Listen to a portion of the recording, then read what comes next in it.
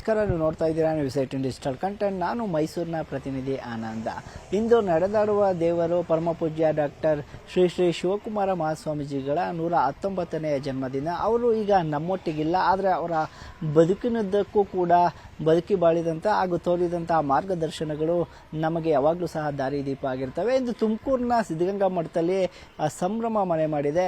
ರಾಷ್ಟ್ರಪತಿಗಳಾದಂಥ ದ್ರೌಪದಿ ಮುರ್ಮು ಅವರು ಸಹ ಇದೀಗ ಸಿದ್ಧಗಂಗಾ ಮಠಕ್ಕೆ ಭೇಟಿ ಕೊಟ್ಟು ಶ್ರೀಗಳ ಜನ್ಮದಿನದ ಕಾರ್ಯಕ್ರಮದಲ್ಲಿ ಭಾಗವಹಿಸ್ತಾರೆ. ಇದು ಒಂದು ಕಡೆ ಆದರೆ, ಇನ್ನು ಪರಮಪೂಜ್ಯ ಶ್ರೀಗಳಿಗೆ ಭಾರತ ರತ್ನ ನೀಡಬೇಕು ಅನ್ನುವಂಥದ್ದು ಅಂದರೆ ದೇಶಾದ್ಯಂತಲೂ ಕೂಡ ಶಿವಕುಮಾರ ಸ್ವಾಮೀಜಿಯ ಭಕ್ತರೇನಿದ್ದಾರೆ ಅವರೆಲ್ಲರ ಒಂದು ಒಕ್ಕೋಲರ ಅಭಿಪ್ರಾಯ ಆಗಿರುವಂಥದ್ದು.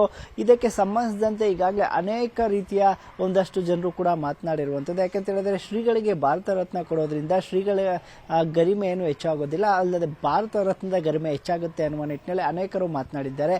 ಇದಕ್ಕೆ ಪೂರಕ ಎಂಬಂತೆ ಇದೀಗ ಶ್ರೀಗಳ ಒಂದಷ್ಟು ಅಂದರೆ ಅವರು ಬದುಕಿನುದ್ದಕ್ಕೂ ಕೂಡ ನಡೆದು ಬಂದ ಹಾದಿ ಇರಬಹುದು. ಯಾಕೆಂತಂದ್ರೆ ಬೆಂಗಳೂರು ಜಿಲ್ಲೆಯ ಮಾಗಡಿ ತಾಲೂಕಿನ ವೀರಾಪುರದಲ್ಲಿ ಜನಿಸಿದಂತಹ ಶ್ರೀಗಳು ಸಿದ್ಧಗಂಗಾ ಮಠದಲ್ಲಿ ಸ್ವತಃ ಅವರೇ ಓದನ್ನ ಅಂದ್ರೆ ಅಲ್ಲಿ ವಿದ್ಯಾನ ಕಲಿತಾರೆ. ನಂತರದಲ್ಲಿ ಅದೇ ಮಠದ ಪೀಠಾಧಿಪತಿಗಳಾಗಿ ಅಲ್ಲೇ ಕಾಯಕವನ್ನು ಮಾಡಿಕೊಳ್ತಾ ಬರ್ತಾ ಸುಮಾರು ಲಕ್ಷಾಂತರ ಮಂದಿ ವಿದ್ಯಾರ್ಥಿಗಳಿಗೆ ಅನ್ನದಾಸೋಹ, ವಿದ್ಯಾದಾಸೋಹ, ವಸತಿ ದಾಸೋಹವನ್ನು ಕಲ್ಪಿಸುವ ಮೂಲಕ ಕರ್ನಾಟಕದಲ್ಲಿ ಒಂದು ರೀತಿಯ ಸಾಮಾಜಿಕ ಕ್ರಾಂತಿಯನ್ನು ಮಾಡ್ತಾರೆ.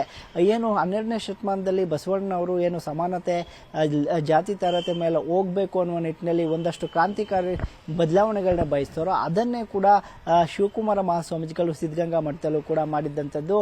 ಜಾತಿ ಭೇದ ಭಾವವಿಲ್ಲದೆ, ಧರ್ಮ ಭೇದವಿಲ್ಲದೆ ಎಲ್ಲ ಬಡ ವಿದ್ಯಾರ್ಥಿಗಳು ಕೂಡ ಅಲ್ಲಿ ಓದಲಿಕ್ಕೆ ಅವಕಾಶವನ್ನು ಕೊಡ್ತಾರೆ, ಊಟವನ್ನು ಹಾಕ್ತಾರೆ, ವಸತಿಯನ್ನು ನೀಡ್ತಾರೆ.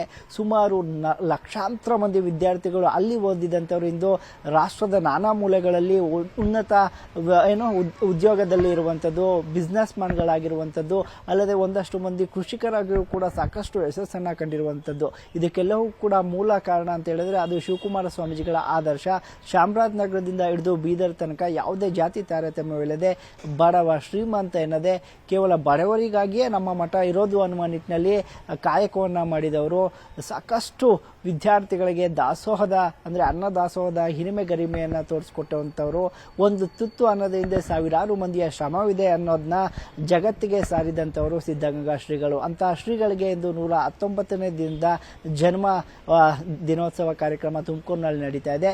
ಮತ್ತೊಂದು ಕಡೆಯಾಗಿ ನಾಡಿನ ಮೂಲೆ ಮೂಲೆಗಳಲ್ಲೂ ಕೂಡ ಶ್ರೀಗಳನ್ನು ಪೂಜಿಸುವ, ಭಕ್ತಿಯಿಂದ ನಮಿಸುವ ಕಾರ್ಯಕ್ರಮಗಳು ಕೂಡ ಆಗ್ತಾ ಇದೆ. ಇದರ ಜೊತೆಗೇನೆ ಏನು ಭಾರತ ರತ್ನವನ್ನು ಶ್ರೀಗಳಿಗೆ ಕೊಡಬೇಕು ಅಂತೇಳಿ ನರೇಂದ್ರ ಮೋದಿ ಅವರಿಗೂ ಕೂಡ ಅನೇಕರು ಆಗ್ರಹವನ್ನು ಮಾಡಿದ್ದಾರೆ, ಮನವಿಯನ್ನು ಸಲ್ಲಿಸಿದ್ದಾರೆ. ಇದೀಗ ಕರ್ನಾಟಕದಿಂದಲೂ ಕೂಡ ಒಂದು ಒಕ್ಕೋಲರ ಅಭಿಪ್ರಾಯ ಕೇಳಿ ಬರ್ತಾ ಇರುವಂಥದ್ದು. ಶ್ರೀಗಳ ಸೇವೆಯನ್ನ, ಸಾಮಾಜಿಕ, ಶೈಕ್ಷಣಿಕ ಎಲ್ಲ ಸೇವೆಯನ್ನು ಕೂಡ ಪರಿಗಣಿಸಿ ಅವರಿಗೆ ಭಾರತ ರತ್ನ ನೀಡಬೇಕು ಅನ್ನುವಂಥದ್ದು ಶ್ರೀಗಳ ಅಭಿಮಾನಿಗಳ, ಕರ್ನಾಟಕದ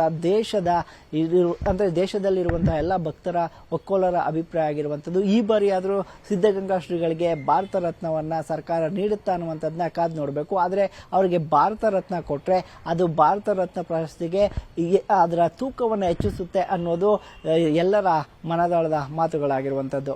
ನಿರ್ಭೀತ, ನಿಷ್ಪಕ್ಷಪಾತ, ವಿಶ್ವಾಸಾರ್ಹ ಸುದ್ದಿಗಳಿಗೆ ಮತ್ತೊಂದು ಹೆಸರಾಗಿರೋ ನ್ಯೂಸ್ 18 ಕನ್ನಡ ಈಗ ಆಪ್ನಲ್ಲೂ ಲಭ್ಯ ಇದೆ.